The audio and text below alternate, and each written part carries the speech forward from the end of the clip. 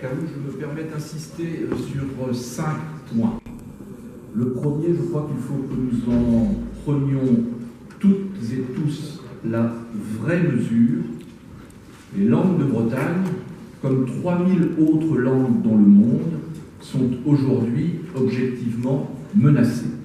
Ça veut dire très concrètement que nos générations peuvent assister à la mort de langues millénaires. Ce n'est absolument pas anodin. Ces langues ont construit des histoires, des pays, de peuples. Ces langues ont donné les noms de nos villes, de nos villages, ont donné les noms de nos cours d'eau et ont même donné nos propres noms. Ma voisine en porte tout à fait témoignage, comme beaucoup d'autres dans cet hémicycle, évidemment. Je veux insister là-dessus parce que face à cette question, nous avons une responsabilité générationnelle tout à fait particulière. Des langues peuvent demain mourir. C'est le premier point. Et je crois qu'il faut que ce soit une sorte d'obsession pour nous, que nous le sachions toujours. C'est le premier point. Le deuxième point, le Conseil régional de Bretagne, depuis 2004, ça a été rappelé tout à l'heure, et aujourd'hui encore, a mis en place un certain nombre de mesures. N'oublions pas le cadre qui nous oblige à la modestie. Les régions, en France, ont en termes de compétences et de moyens des progrès à faire.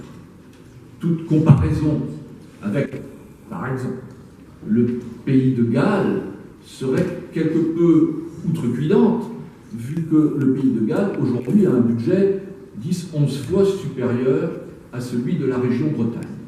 Donc, restons modestes, mais comme vous le disiez ce matin, Monsieur le Président, soyons néanmoins ambitieux. Le budget des langues en fonctionnement aujourd'hui, c'est 6,5 millions. Budget des langues, dépendant de la vice-présidente Hollande et du service afférent. Mais les langues de Bretagne sont également véhiculées par d'autres budgets, sur d'autres politiques. Dotation de lycée, formation continue. Le budget consolidé, investissement inclus des langues de Bretagne, ce n'est pas 6,5 millions, c'est déjà 8,5 millions. Et l'on pourrait ajouter un certain nombre d'investissements qui contribuent à la présence de ces langues, je pense à la signalétique, à la traduction, qui font que le budget est un peu supérieur encore. Ça, c'est un premier élément pour une bonne mise en perspective. Évidemment, il faut aller plus loin. Léna Louarn le disait tout à l'heure, et il sera bon, au moins politiquement, qu'il y ait cette signature de la Charte européenne des langues régionales ou minoritaires, comme l'a fait la région Alsace, comme l'ont fait les départements du Bas-Rhin et du Haut-Rhin. Je rappelle que cette charte, qui ne dépend pas de l'Union européenne, mais du Conseil de l'Europe, qui dépend donc de la coopération des États-nations, exclut, cela vient d'être dit, les dialectes des langues officielles des États et les langues des migrants, pour se concentrer uniquement sur les langues, je cite, c'est l'article 1, pratiquées traditionnellement sur le territoire d'un État.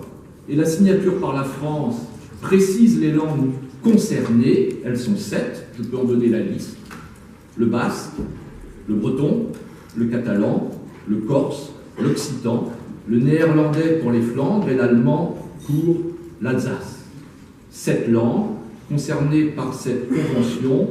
Nous pourrions, Monsieur le Président, et je pense que cela serait fort utile, étudier l'engagement de la région Bretagne, comme l'a fait la région Alsace, lors d'une prochaine session. Troisièmement, l'État. La question des langues est une question qui, évidemment, interpelle directement l'État, qui, en la matière, a une responsabilité éminente. On pense bien sûr à l'éducation. Il ne peut y avoir d'idée même de pacte girondin en France s'il n'y a pas un souci particulier à porter aux langues qui sont constitutionnellement notre patrimoine, je le rappelle. Mais, disons-le aussi, il y a des parlementaires dans la salle nous avons collectivement une responsabilité pour faire changer. C'est l'espoir qu'il nous faut porter ensemble, le regard que porte l'État sur les langues quand on voit des querelles picrocholines aussi ridicules qu'un tilde sur le N d'un petit garçon né à Quimper, alors qu'au même moment, on peut gouverner la France en étant secrétaire d'État avec un tilde sur son nom. On peut donc gouverner la France avec un tilde, mais on ne peut pas naître en France avec un tilde. C'est quand même assez remarquable. Qu'est-ce que ça dit, ça? Ça dit tout simplement que nous sommes capables toujours de vivre dans des ornières assez ridicules, symboliques d'un jacobinisme un peu, pour le moins, déplacé. Dans le même temps, on voyait que des lycéens en classe immersive pouvaient, au Pays Basque, passer une épreuve de mathématiques en basque, alors que des lycéens en langue immersive, mais en Bretagne, ne pouvaient pas passer le baccalauréat en breton.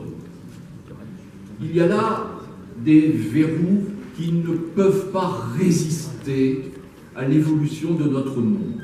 Et je crois que nous avons, au Conseil régional, une responsabilité, Monsieur le Président, pour nous battre avec l'ensemble des parlementaires de Bretagne, de tous les bancs, évidemment, pour tous ensemble tenter de faire bouger ces lignes pour une raison simple.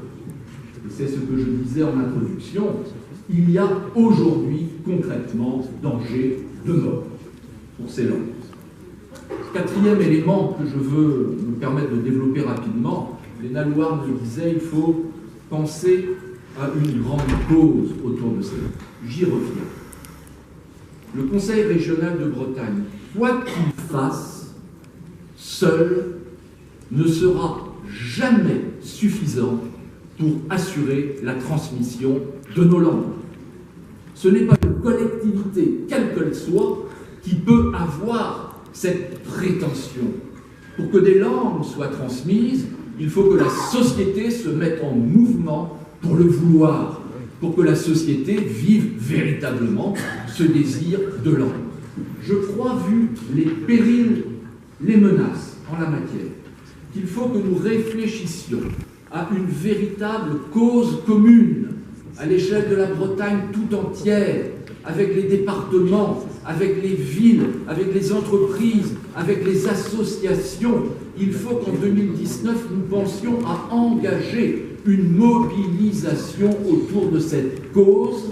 Le temps est venu. Si nous ne le faisons pas, nous assisterons un peu impuissants à la mort de nos langues. Nous avons un terreau pour cela, un formidable terreau. Plus de 200 communes ont signé les conventions où il y a la ou la convention pour la langue galaise. Plus de 200 communes, 14 PCI, 750 entreprises. Réunissons-les, créons une dynamique collective avec l'ensemble des collectivités territoriales. À mon avis, c'est la seule solution pour que nous puissions effectivement entrevoir un avenir plus serein.